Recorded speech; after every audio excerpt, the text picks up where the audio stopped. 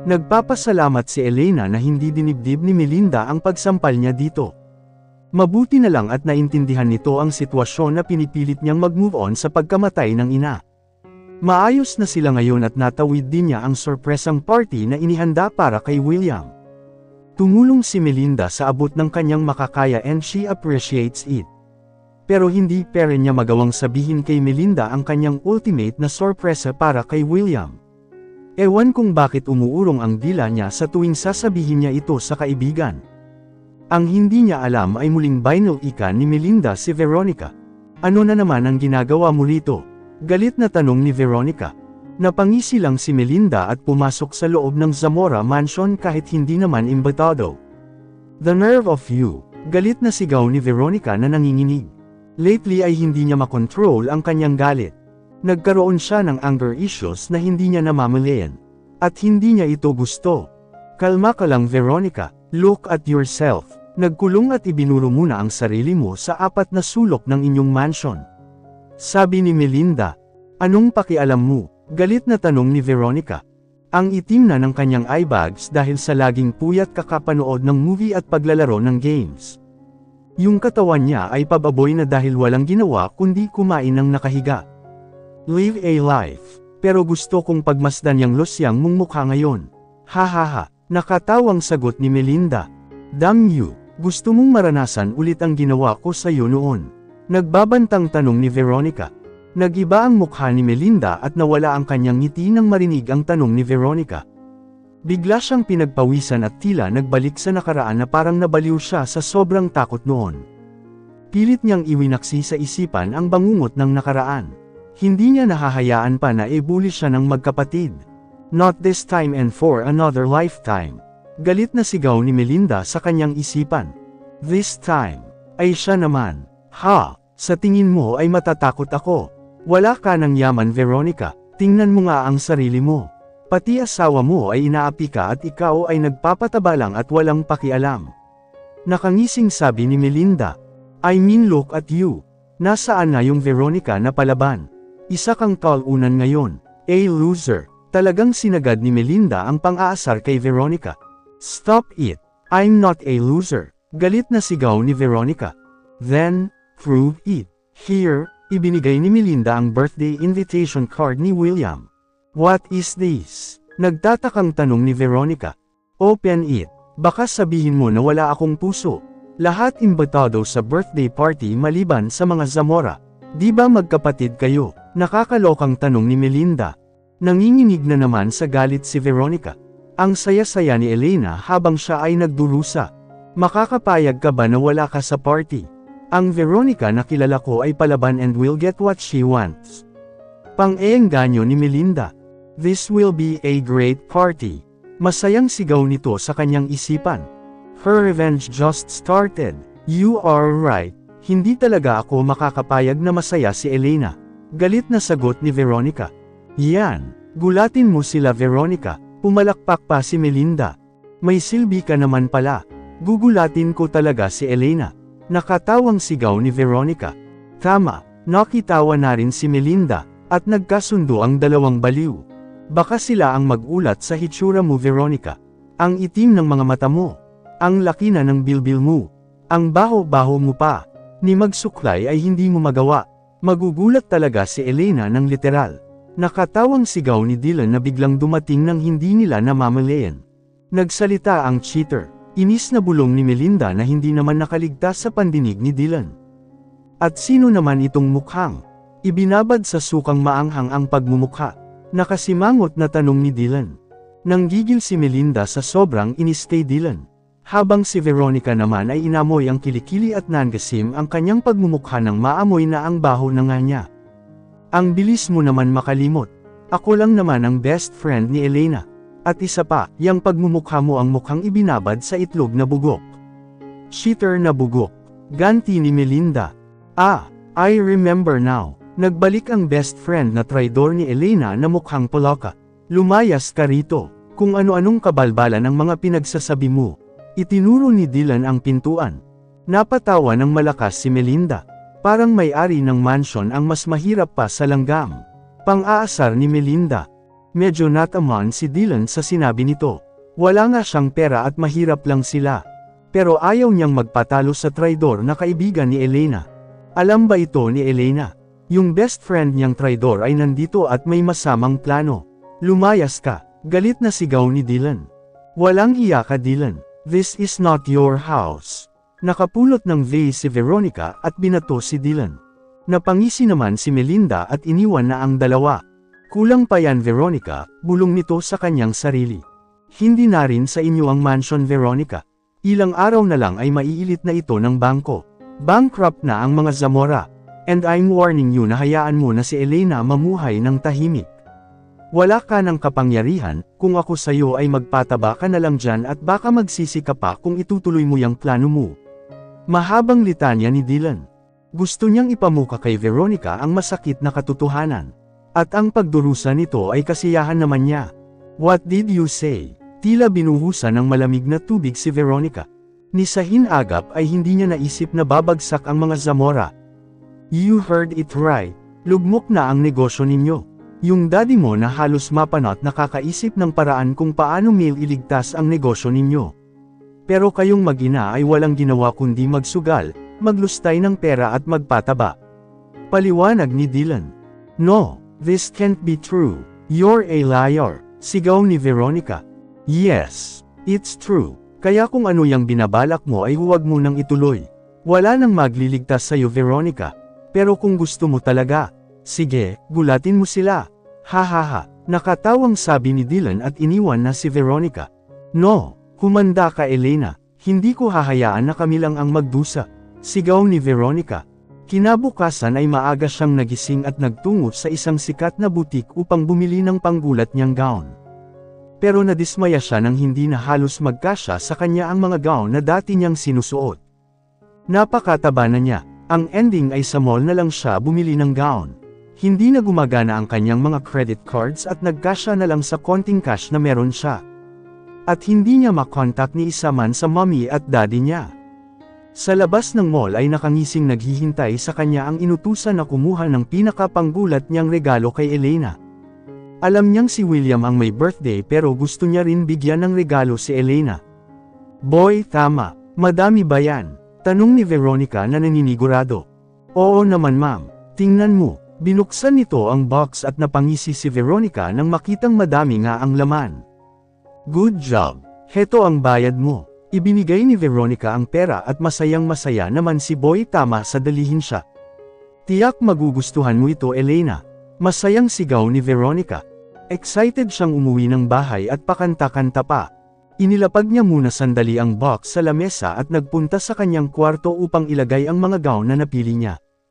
Pagbalik niya sa sala ay napasigaw siya nang malakas ng hawakan ni Dylan ang box. No, don't touch it. Galit na sigaw ni Veronica. Napakunot naman ng noo si Dylan dahil nagulat sa lakas ng boses ni Veronica. Ang owa mo naman. Ano ba to? Nagtatakang tanong ni Dylan. Biglang inagaw ni Veronica ang box sa mga kamay ni Dylan at huminga ng maluwag. Muntik nang madisgrasya ang kanyang panggulat na regalo. Wala ka nang pakialam dun. Sigaw ni Veronica kay Dylan at pumasok na sa kanyang kwarto. Isinarado niya ang mga bintana at pintuan. Ayaw niyang pakialam ang kanyang sorpresang regalo para kay Elena. Nakangisi niya itong binuksan at tuwang-tuwa na pinagmasdan ang mga makakiting uod at higad na napakadami. Wait for me Elena. I have an itchy surprise for you.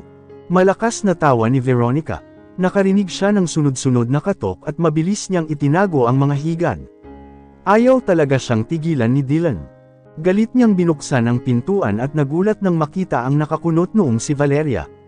What happened to you? Seryosong tanong nito. At biglang naalala ni Veronica ang mga credit cards na biglang nawala ang laman. Nothing happened mom. Except for my zero-balance credit cards. Naiinis na sagot ni Veronica. That, I don't know. You should ask your dad. Baliwalang sagot ni Valeria at aalis na sana nang biglang hawakan ni Veronica ang kanyang kamay. Mom, is it really true na wala na tayong pera? Bakit na-cut off lahat ng credit cards ko? Tanong ni Veronica. You better ask your dad. Walang ganang sagot ni Valeria. Don't worry, bukas na bukas din ay bibigyan kita ng bagong credit cards. Pangako ni Valeria. Fine, maikling sagot ni Veronica. Hindi niya sinabi sa kanyang mommy ang nalalapit na pagpunta sa birthday party ni William. It was carefully planned na tiyak na magugulat talaga si Elena. Sa sobrang Katie, excited si Elena sa pa-surprise birthday party niya para kay William. Maaga siyang bumangon dahil for the first time ay siya naman ang magluluto for him. Medyo kinikilig siya sa gagawin. Dahil extra sweet siya ngayong araw because it's William's special day. After how many years, she finally opened up her heart for William. At aaminin niya nang dahil ito sa pagkamatay ng kanyang mama. Naging eye-opener ito para sa kanya na life is too short. Tapos pinapahirapan pa niya si William sa paghabol sa kanya. Ni simpleng oo ay hindi niya pa masabi. So, before it's too late, she will give him the magic words and they can spend the rest of their life loving each other. Yung walang regrets at puro pagmamahal lang. William chased her all the way and didn't stop. Now, she will chase him for the rest of their life. She decided to chase for the one she loves. Kinalimutan niya na ang masamang Karen Asam sa una niyang nobyo na si Dylan. She will only focus to William until forever. Pakanta-kanta pa si Elena habang nagluluto ng bacon and eggs. Saktong day off nila ang birthday ni William. Si Madam Glamorosa ay todo ang suporta kay Elena. Tumulong din siya sa pa-surprise party nito kay William. Talagang tutulong siya sa abot ng kanyang makakaya dahil gusto niya ng magkaapo. Lil, nagtatakang tanong ni William. Nagulat ito nang madatnan si Elena sa kitchen na nagluluto. Bumalik naman sa kasalukuyan ng isipan ni Elena at nilapitan niya si William. Good morning. Bati ni Elena at hinalikan si William sa pisngi. Nagulat si William pero agad din napangiti. Hindi niya alam kung bakit ang sweet ni Elena ngayon. Good morning. Why did you cook? Nagtatakang tanong ni William. Bakit? Bawal ba ako magluto? Ganting tanong ni Elena. No, that's not what I mean. Naninibago lang ako. Nakatawang sagot ni William. Ang mabuti pa ay maupo ka na, Liam. Minsan lang kaya ako magluto. Masarap to, well, itlog lang naman at bacon, hahaha. Tumawa pa si Elena sa sarili niyang joke. Lil, naiiling na sambit ni William. Sorry Liam, bokya ang joke ko. Nahihiyang sabi ni Elena. Tumawa naman si William. Talaga lang ha, ngayon ka lang natawa na hindi na ako nagbibiro. Kunwari ay galit si Elena. I'm sorry Lil, hindi ko mapigilan mapatawa, ang cute mo kasi. Paumanhin ni William na tumatawa parent. Fine, let's eat dahil may pupuntahan pa tayo. Nakangiting sagot ni Elena. Habang sa Will's Hotel naman ay busy ang lahat sa paghahanda para sa birthday party ni William. Gusto ni Elena na sa rooftop ganapin ang nasabing party dahil kita ang buwan at mga bituin. Ang rooftop sa hotel ay exclusive lang for those VVIP members. Dahil maaga pa ay nagbonding muna sina Elena at William sa mall. Naglaro sila sa arcade until lunch at pagkatapos ay dinala niya si William sa salon ni Antonia. What are we doing in here? Nagtatakang tanong ni William. Ano pa ba? Magpapa-makeover ulit tayo para gumanda. Sagot ni Elena. Hindi siya magaling magsinungaling at alam niyang nakakahalata na si William. Okay, I want you to be beautiful. Pagsang-ayon nito. Matapos sa salon ay diretso na sila sa hotel. Nagtaka na naman si William. Why we are here? Tanong nito. As far as I know ay day off natin na Lovebird CEOs. Bakit nandito tayo sa hotel, Lil? Muling tanong ni William. Basta, huwag ka na lang magtanong Liam. Sagot ni Elena. Siya ang kinakabahan sa gagawin niyang sorpresa. Nang makapasok na sila sa loob ng elevator ay pinindot ni Elena ang 200th floor. Anong gagawin natin sa 200th floor? Nagtatakang tanong ni William. I have a surprise for you, nakangiting sagot ni Elena. Elena ha, ang creepy ng mukha mo. Baka prank yan. Biro ni William. Napasimangot si Elena. Liam naman ang ganda ko kaya ngayon. May surprise nga ako sayo. Nagtatampong sabi ni Elena. I'm just joking Lil. Ang ganda mo ngayon at ang sweet pa. I wonder why. Tanong ni William na napatitig sa kanya. Bigla naman kinilig si Elena sa lagkit ng pagkakatitig ni William sa kanya. Pulang-pula tuloy ang kanyang pisngi. Liam, tanging nasabi ni Elena. Hahaha, you're so cute when blushing Lil. Nakangiting sabi ni William at niyakap si Elena sa likuran. Napapikit na lang si Elena. William always gives her warmth. Ito ang kanyang comfort zone. Dahil nadala sila ng romantic atmosphere ay hindi nila namalayan ang pagbukas ng elevator. At nandun si Melinda nakatayo. Galit na galit ito habang nakatingin sa kanila na may halong inggit. Pero mabilis din nag-iba ang ekspresyon ng mukha nito at nakangiti silang hinarap. Ay wow, ang sweet naman. Sigaw ni Melinda, bumitaw sa pagkakayakap si William kay Elena. Nagtaka ito nang makita si Melinda. Ang buong akala niya ay may date sila ni Elena sa 200th floor. Iwinaksi ni William ang mainit na eksena na kanyang naiisip. Damn! Sigaw niya sa kanyang isipan. Bakit nandito si Melinda? Tanong ni William. Best, naghihintay na ang lahat sa ating birthday celebrant. Singit ni Melinda. Medyo hindi nagustuhan ni Elena ang ginawang pagsingit ni Melinda. Hindi pa sana niya sasabihin kay Liam pero pinangunahan na siya ni Melinda. At dahil hindi niya na mababawi pa ang sinabi nito ay umamin na lang siya tungkol sa kanyang pa-surprise birthday. I want to surprise you Liam. Nakangiting sabi ni Elena. No need to do that. Birthday ko pala ngayon. Di makapaniwalang tanong ni William. Sa sobrang busy niya ay nakalimutan niyang birthday niya pala. Ginawa ko na Liam. Let's go and the surprise is waiting for you. Hinawakan ni Elena ang kamay ni William at magkahawak kamay sila papunta sa rooftop. Si Melinda na nasa kanilang likuran ay hindi may pinta ang mukha dahil sa sobrang pagkainggit. Nang makarating sila sa rooftop ay madilim ang paligid. Lil, bakit ang dilim? Tanong ni William. Let's go. Sagot ni Elena at inakay si William. Bawat maapakan nila ay umiilaw into different colors. Naka-red carpet pa sila papunta sa napakalaking cake na naghihintay sa birthday celebrant. Nagulat na lang si Melinda nang biglang may humila sa kanya. Si Madam Glamorosa pala. It's their moment, bulong nito na nakangiti. At iniwan na si Melinda sa isang sulok.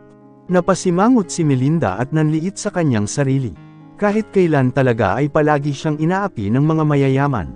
Not this time. Galit niyang bulong sa kanyang sarili. Nang makarating sila sa malaking cake ni William ay biglang nagliwanag ang buong paligid. May mga piling bisita at kakilala lang. Ang cake ni Liam ay nandun ang kanyang mukha na nakangiti. Surprise! Happy birthday Liam! Masayang sigaw ni Elena. Happy birthday my son! Niyakap ni Madam Glamorosa si Liam. Happy birthday, son. Ang daddy ni William na tinapik ang kanyang balikat. Happy birthday. Palakpakan ng mga tao. Wala si Antonia dahil may inaasikaso ito tungkol sa kanyang negosyo. But he promised na hahabol sa party. Na-overwhelmed si William sa sobrang galak at saya. First time niyang makaranas ng pa-surprise party. Lahat sila ay palaging busy sa kanilang business. Ni hindi na nga nila maalala ang kanilang birthday. But Elena gives color to their busy life. He's glad to have her in their family. Thank you, sigaw ni William sa mga tao sa paligid.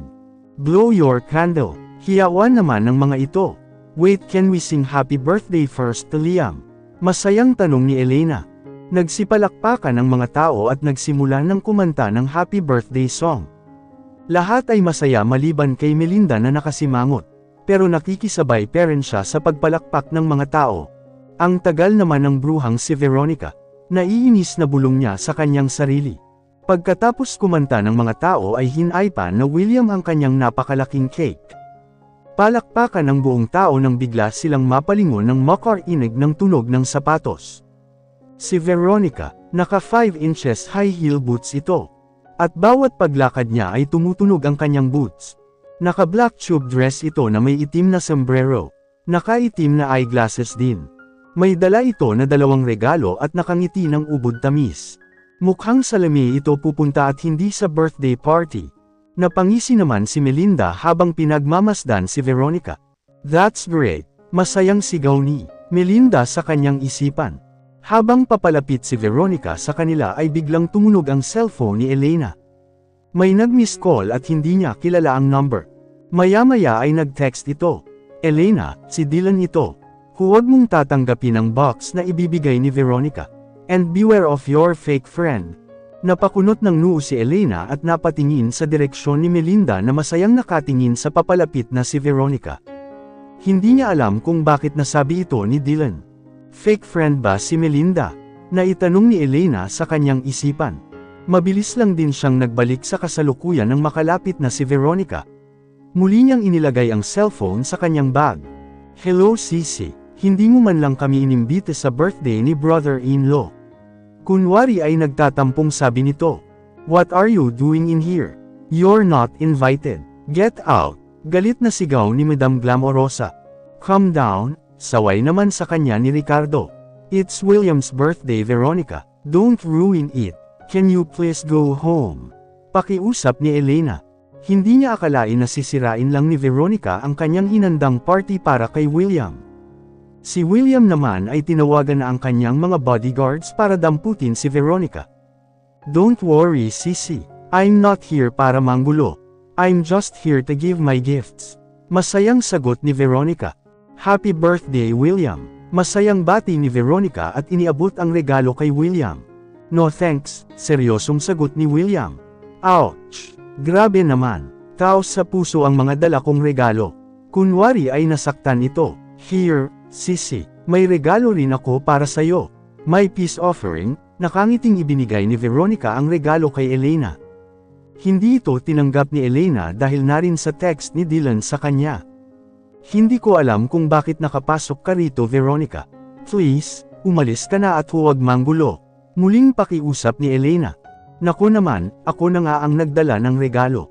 Palalayasin pa talaga. How rude. Nakatawang sigaw nito. Baliw na ang babaeng ito. Banned na ito sa hotel at nakapasok pa talaga. Galit na sigaw ni Madam Glamorosa. Napangisi lang si Veronica, habang si Elena ay napatingin kay Melinda. Walang makakapasok sa taas ng rooftop kung walang invitation card. Paano nakapasok si Veronica? Naguguluhang tanong niya sa kanyang isipan. Total ay wala namang may gusto sa regalo ko ay ihagis na lang natin ito. Masayang sigaw ni Veronica at ihinigas ang mga regalo papunta kay Elena. Mabuti na lang at mabilis ang kamay ni William at nahila niya si Elena papalayo. Mga uod, mga makakating higad, yucks! Sigawan ng mga tao, damn! Ay pakulong ang babaeng ito. Galit na sigaw ni William nang makitang dumating na ang kanyang mga bodyguards. Let me go!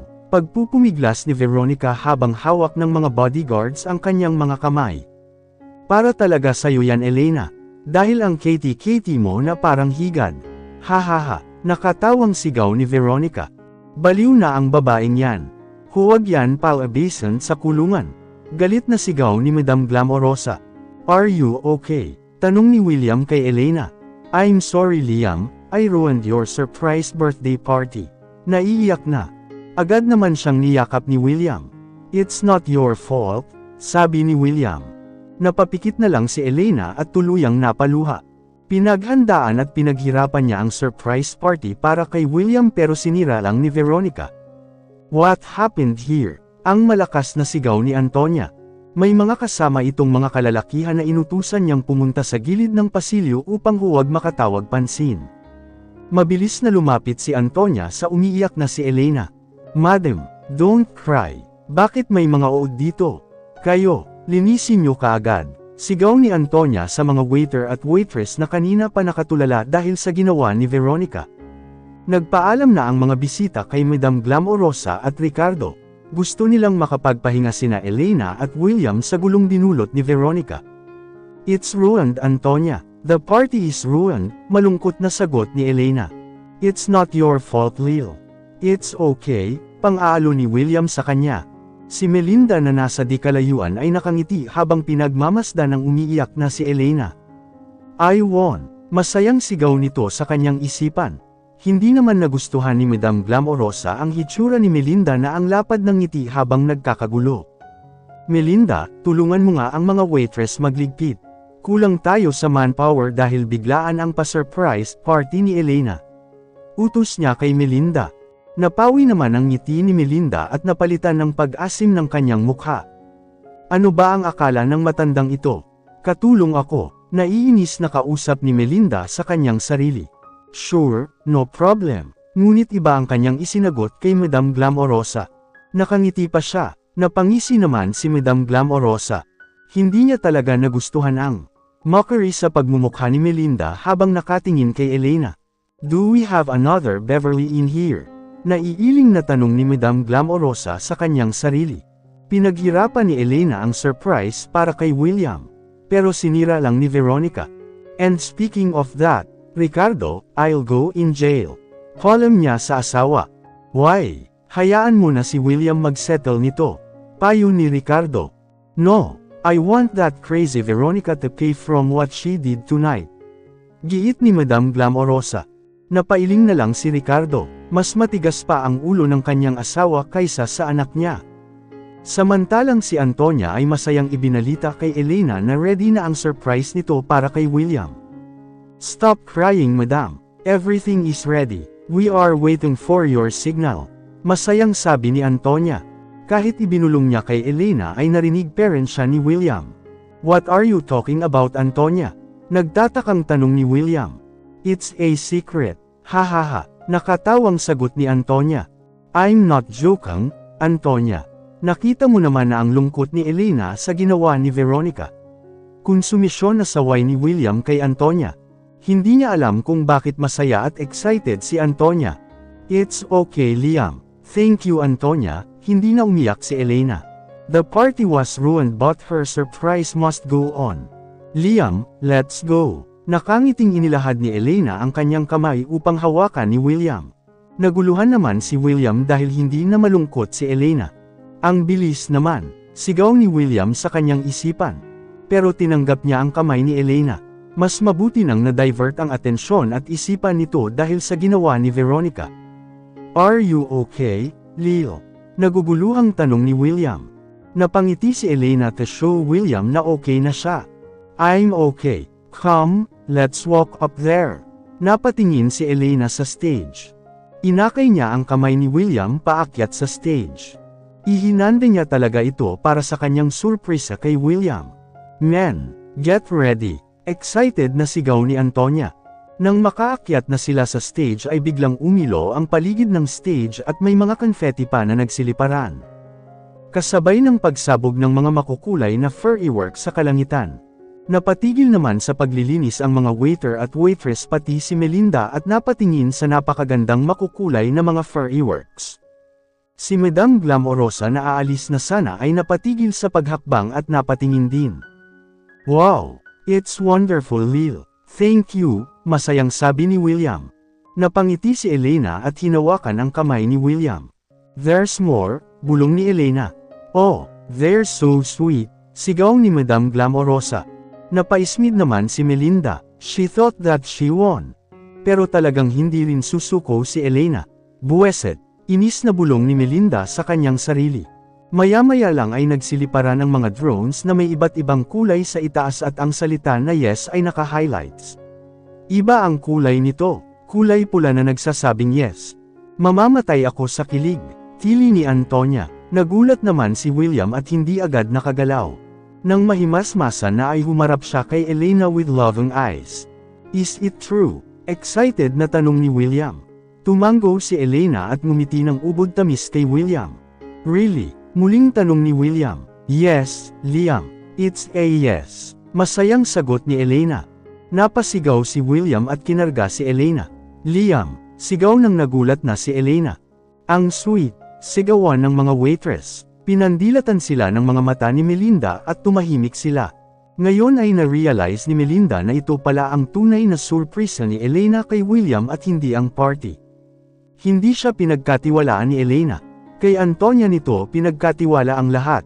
Nabuhay muli ang galit sa kanyang puso pero pinigilan niya ang sarili. Umalis siya nang walang nakakapansin. Hahayaan na muna niya si Elena maging masaya sa araw na ito. She should celebrate the winning of Veronica's downfall. Pupuntahan niya ito sa kulungan para buwisitin.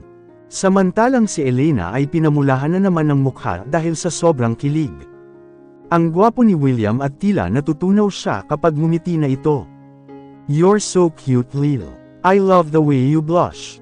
Ibinaba na siya ni William at hinawakan ang kanyang pisngi. Tahimik na ngayon na pinagmamasdan ni Madam Glamorosa ang anak. She's so happy for her son. Matagal din itong naging ermitanyo at nagtago. Ngayon ay masayang-masaya na ito. Ipinagdarasal niya na sana ay magpatuloy ang pagmamahala ng dalawa. I love you, Leo. Madamdaming sambit ni William. I love you too, Liam. Nakangiting sagot ni Elena. Kiss. Sigaw ni Antonia na lumulundag na sa tuwa.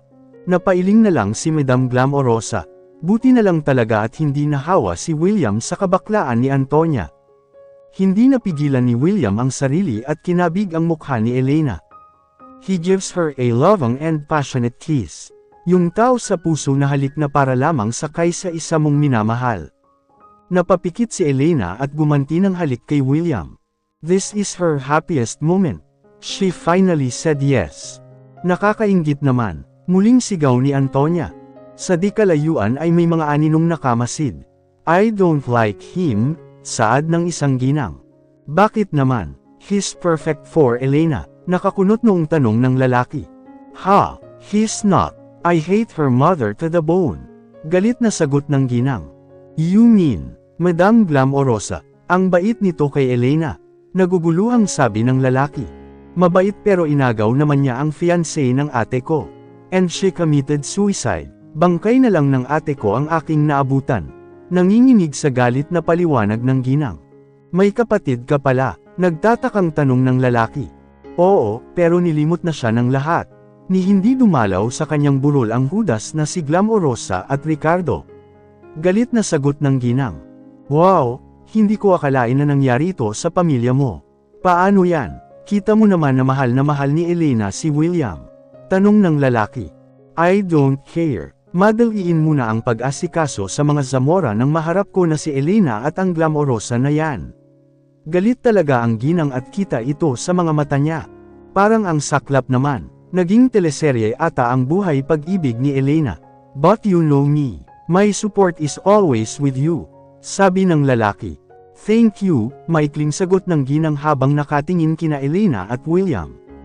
Napakamalas mo Elena at naugnay ka pa talaga sa pamilya Del Fierro.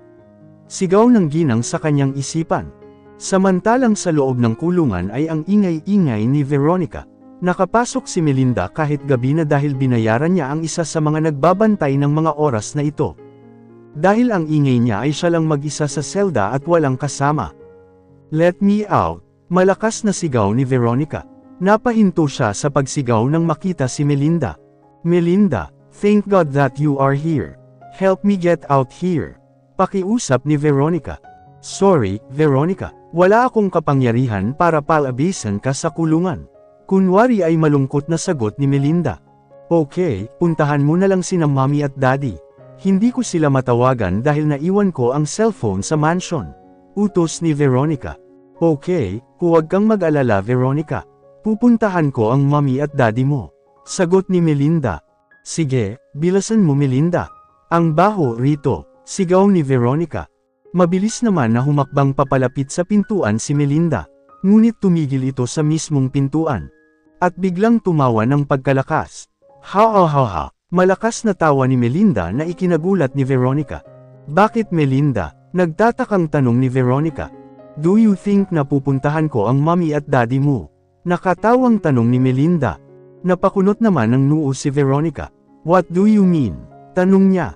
You wish Veronica. Sigaw ni Melinda. Walang hiya ka. Ganting sigaw ni Veronica. Ha ha ha. This is my revenge for what you did Veronica. Mag-enjoy ka rito at mabulok. Nakatawang sabi ni Melinda. Ha ha ha ha. Si Veronica naman ang tumawa. Ito lang ba ang kaya mo? Hindi ako mabubulok dito. My mommy and daddy will help me. Ikaw, ganyan ka parent. Pobreng inutil. Ha ha ha ha. Tumawa si Veronica na parang baliw. Bakit niya hahayaan apihin siya ng isang katulad lang ni Melinda? Hindi nakapagpigil si Melinda at nilapitan si Veronica. Ikaw ang inutil Veronica, dahil wala na kayong pera. Ha ha ha ha. At bigla niyang sinampal si Veronica pagkatapos ay mabilis na naglakad papunta sa pintuan. Damn you, hintayin mo ang paglabas ko Melinda. Pagbabanta ni Veronica. Sorry Veronica, hindi ako maghihintay. Dahil hindi ka na makakalabas pa rito. Enjoy Veronica. Ha ha ha ha. Huling halakhak ni Melinda bago siya tuluyang lumabas. Napawi ang ngiti sa kanyang labi nang makasalubong niya si Madame Glamorosa.